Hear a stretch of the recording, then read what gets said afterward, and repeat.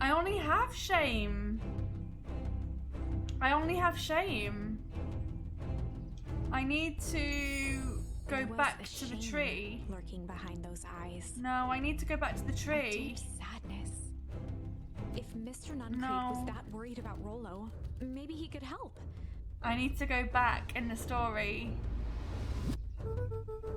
I need to go even further back.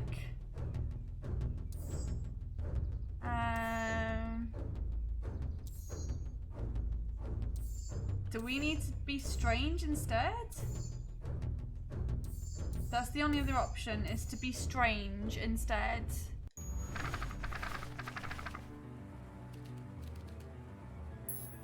We've got to go back in the story. That would be a very unsatisfying ending. Also, hi Rib and hi Lime Jedi. I did see you come in. I was just engrossed in the story. Time to bust out the strange. We're gonna have to bust out the strange instead.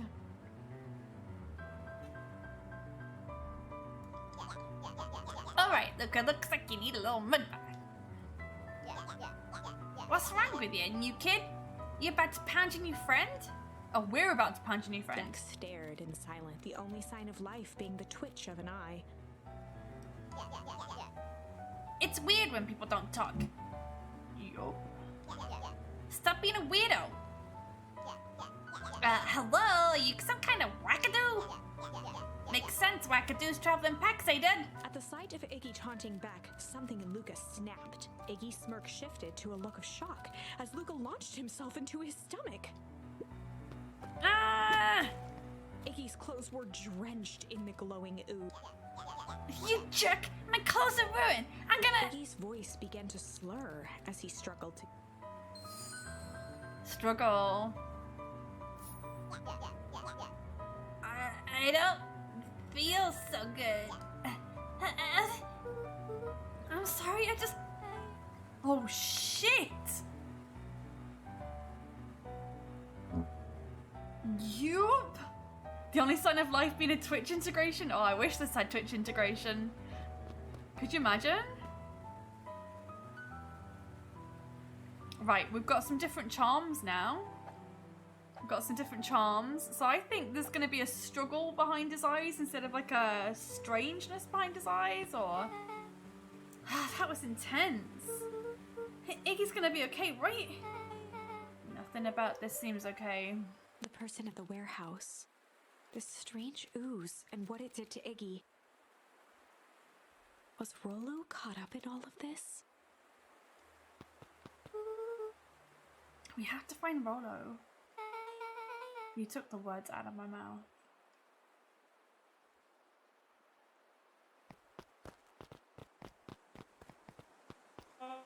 Whoa there, little buddies. You startled me.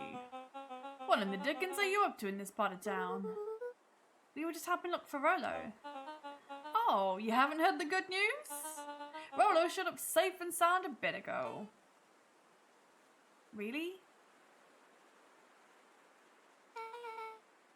So where is he? It's funny, really. He just got a little turn around in the woods. They can be disorienting, you know? Yeah, I'm starting to get that impression. Rollo's at his house now, getting some well-deserved rest. Well, that's a relief.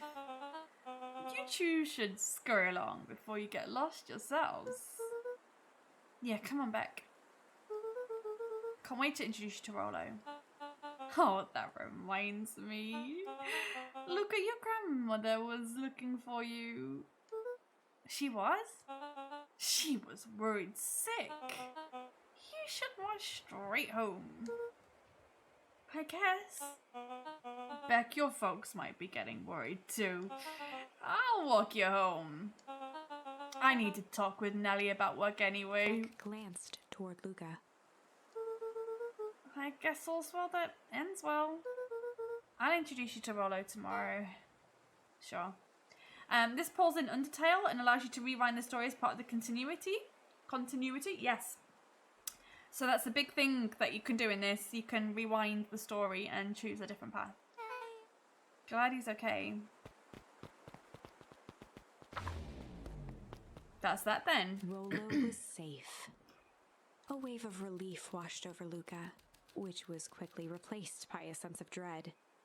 Gran is going to kill me. If he hurried, he might just make it home before sundown. Chapter 4. Our harvest awaits. Luca took a deep breath and gingerly opened the door, steeling himself for Gran's wrath. Okay, so none of the stuff of Mr. Noncreed happened. He's a bad egg. Tell you, bad egg. He's a bad egg. Gran? I'm home. Everything's fine. Gran? Gran? I know I wasn't supposed to go anywhere. I was just helping look for Rolo.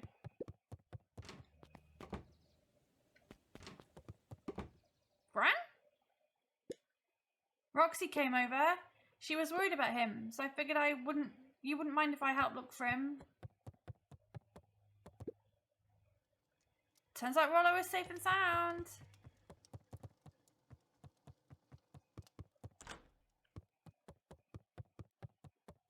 Luca was alone.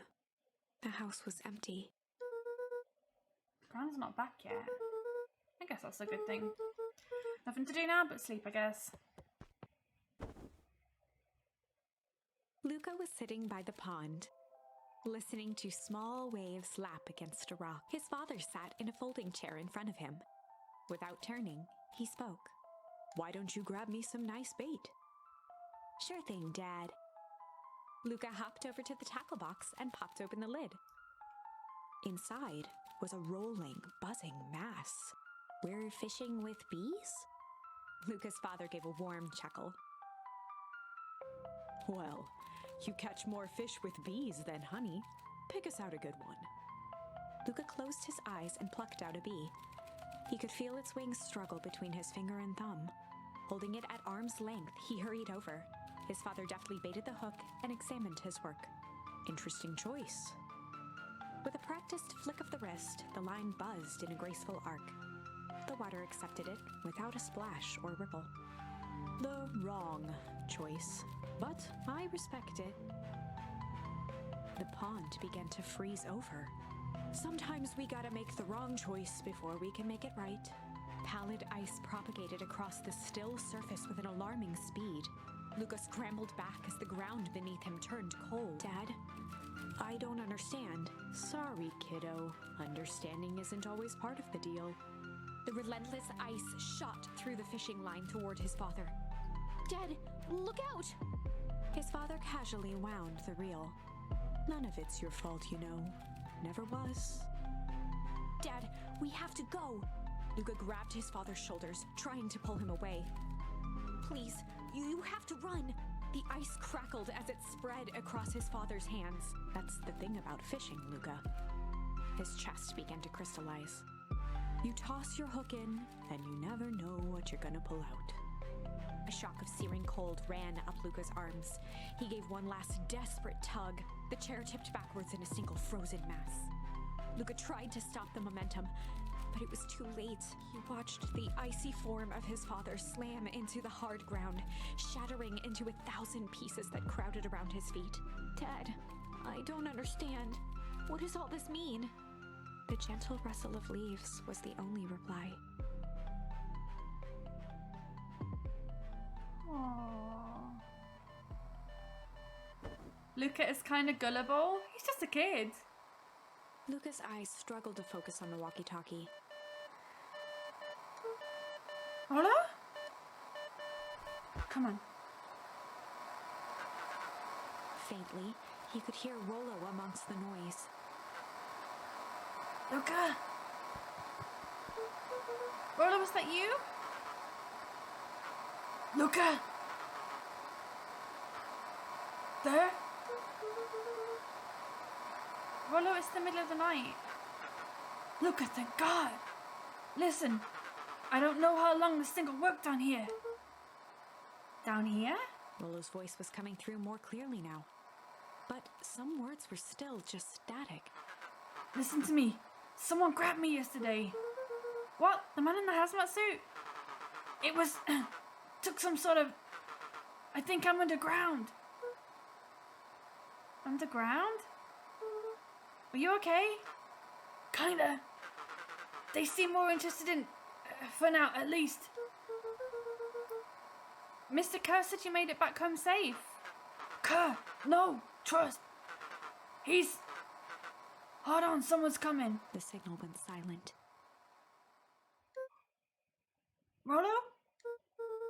Rollo, where are you? Luca held still, waiting for a response. This is so tense. I'm like so engrossed in this. This is mad. His pounding heartbeat marking the passage of time. I'm sorry that I'm not talking to you guys very much. This is like incredibly immersive. Okay, I think they're gone. Getting worse. I can barely hear you. Lolo's voice began to fade. There's the signal. Not much time. Mission control. You need to... The treehouse. Treehouse. With that, the signal died for good. Oh, Rollo. What was he trying to say about the treehouse? What's at the treehouse? The antenna! He wants me to use the antenna in the treehouse to get a bit of signal? I haven't seen a story like this since Jenny LeClue Detective. That's probably another one that I need to check out then. Also, I just have so many games right now. But yeah, this is like a really like dark, intense story. This is brilliant. Like I'm so sucked into this right now. Rollo, you're a genius. Luca grabbed the walkie-talkie and sprinted to the treehouse. But it's so intense that I'm like emotionally invested in this story.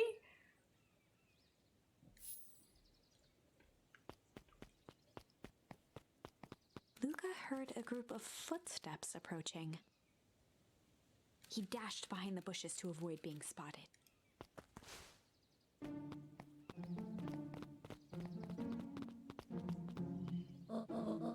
So we understand our roles. You can count on me. I think I still need more time. It wasn't in the original plan. Mr. Tolliver paused, shifting his eyes to one side. It's pretty interesting. I think so. We're all in danger now. Oh, I've messed up the voice. I, for one, refuse to sit idly by while that danger persists. I've totally messed up the voices. Refuse? Hiram, you just keep your wits about you. Mr. Tolliver took one long, quiet breath. You're right. You can count on me. I just wish we could have made that deal with Eris Valentine. I don't know what these voices are anymore. I wonder how long this game is. I think it's about 7 hours long, 7 or 8 hours long. So probably 2 sessions. Her resources would have still come in handy. As I said, I had no time to contact her after your call this morning. Now plans change. How's the girl up? He's fine. We shouldn't lose sight of the fact that this is all... I know very well what kind of this is for. Well, what all of this is for. We have no choice. Operation Sparkplug has a new objective. Are we in agreement? The three shared a determined look. Good. We'll reconvene after the festival. I've messed up the voices so many times. I like doing voices though. I try to do... There's just so many characters. If there was like 3 or 4 characters, I'd be fine. But there's so many. There's so many. Gran, why are you meeting with Mrs. Fratelli and Mr. Tolliver late at night? Hey, Luca. Gat! Don, you scared me. How long have you been there? Oh, just a few minutes. Earlier today, I saw Mr. Tolliver and your Gran enter the diner together. When my shift at the newsstand was over, they still hadn't left. So I used the greatest tool of my investigating reporter, time. And when they left, I tailed them here. What do you think they're up to? Whatever it is, they seem organized and determined. They mentioned the festival. Yeah, I heard that too. Has your grand been doing anything different lately? Anything strange? She got a phone call this morning and rushed out of the door. A call from Hiram Tulliver, it seems. She was either furious or terrified. Or both. Think I'd be careful out there. I think we might be in the middle of the scope of a lifetime. Oh, I will. Aren't you coming out? I'm gonna think out here for a little bit longer. See you, Luca. Like how she just casually disappeared behind that bush there. Right. I think Dawn's my favourite.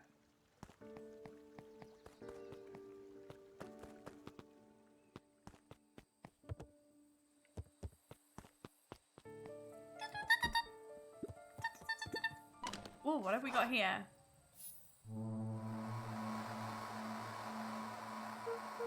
Roller?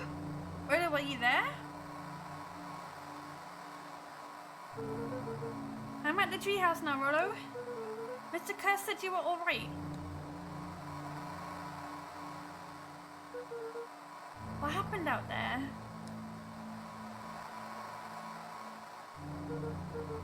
Dang it, Rollo, where are you?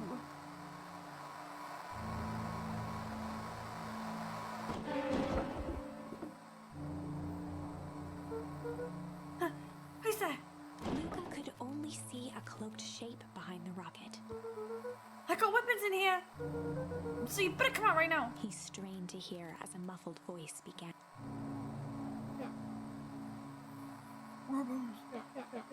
How could you hurt someone that's already dead? Fear gripped Luca's throat. Who are you? What, you don't recognize me? I guess I don't even recognize myself anymore. Luca stared at the ground for a moment. Is it gonna be Trying Iggy? to place the dampened voice. The figure shifted slowly from behind the rocket, revealing itself to Luca. Is it Iggy? Is it his mother? Oh, it's Iggy. I'm a monster. Now they haunt me like the beast I am. Oh, they haunt me. Iggy? Luca reached over empathetically. Iggy's tone jolted to dejected anger. Don't touch me! This is all your fault. Luca slumped to the ground, overwhelmed by guilt. I'm so sorry. I didn't mean to. I lost control. So you couldn't control yourself for a second? Do I get to be like this forever? There must be a way to fix this. Oh, you can't be my savior. Perfect little Luca that saves the day. With his positive attitude and the power of friendship. None of this matters. There's no time. They're after me. They chased me all the way through Wheatwood. I only came in here to hide. Hide from who? Who's after you? Luca, Luca, Luca! Rollo? It's not safe, Luca. Rollo, where are you? The treehouse. I'm at the treehouse, Rollo. Where are you? No, Luca, the treehouse isn't safe. They said they were gonna go to the treehouse. I was trying to tell you to stay away from the treehouse. Who said they're going to the treehouse? The clipboards. Why did I tell you? Those perennial harvest wackadoos are after me. They've been chasing me, yelling questions at me. What sort of questions? They were saying the same stuff they always do. But it's different now. Let's ask him what's threatening. We're gonna figure this out, Iggy. Yeah, well, thanks. Hello? Is anyone present in this arboreal domicile? Crap, they found me. Luca, Luca, what's happening? Don't panic, you stay here and I'll see what they want.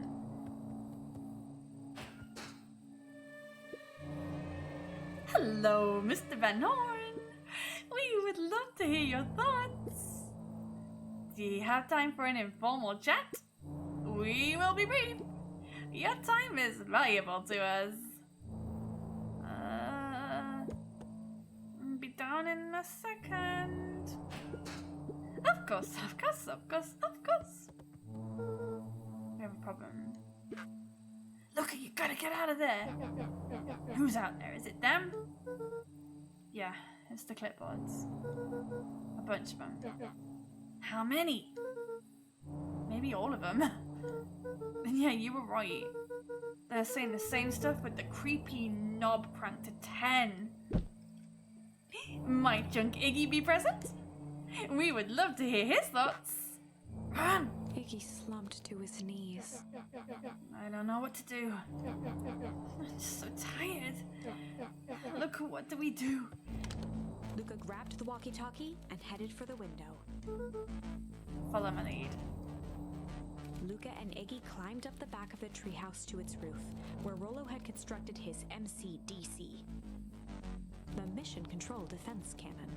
From behind the crowd of clipboards, William Kerr strode forward, a warm smile on his face. Now, Iggy, there you are. You gave us all a heck of a scare. Go away, just leave me alone. Oh, I'm sorry, Iggy, but no can do. Don't worry, though. We're here to help. Help! Then why are you chasing me? Look, can you talk some sense into your pal here? Just look at him, he's not well. What's wrong with him? What did that gunk do to him? Well, that's a pretty honkin' big question, Luca. All you need to know is that he's sick. He's real sick, Luca. I just need you to let us take care of him. You told me Rollo was okay, that he was back at his place resting. He is. Poor fella just got a little lost. That's a lie. That's a hurtful thing to say, Luca. I thought we were buddies. Why? Because he lets you ramble on like a wackadoo? Nobody likes you, you creep. Kerr's smile faltered. Why don't you pop down here so we can have a face-to-face? Yelling like this is giving us nothing but a heck of a sore throat. And who wants that? Luca's grip tightened on the MCDC. What did you do with Rollo, you liar? Well, shucks, Luca, the only teeny tiny fib I told you was that he was at home. He is resting, and he is perfectly safe. For now, at least. What happens next to him? What happens next to him?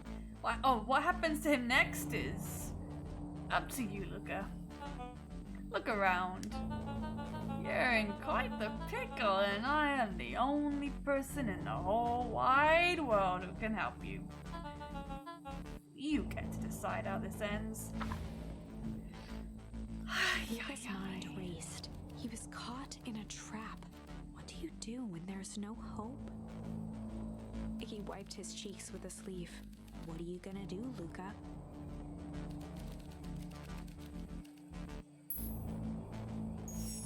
Luca drew himself up and decided to take the only option they had left. Fight. He swung the Mission Control Defense Cannon around, aiming it confidently at the smirking face of William Kerr. Hey, Mr. Kerr. Luca summoned his most insolent demeanor. Rollo sends his regards. Oh. Hey. That was uncalled for, more than a little rude. And just plain unsanitary. Luca, I really did think we were good pals. What a shame that it's come to this. Kerr turned his back on the two boys. End this. With a nonchalant wave of the hand, he made his exit. As the clipboards began to slowly advance on the treehouse, Luca looked to Iggy with resignation in his eyes. The end. What? That escalated quickly. Maybe discretion was the better part of valor here. Let's put a pin in this for now.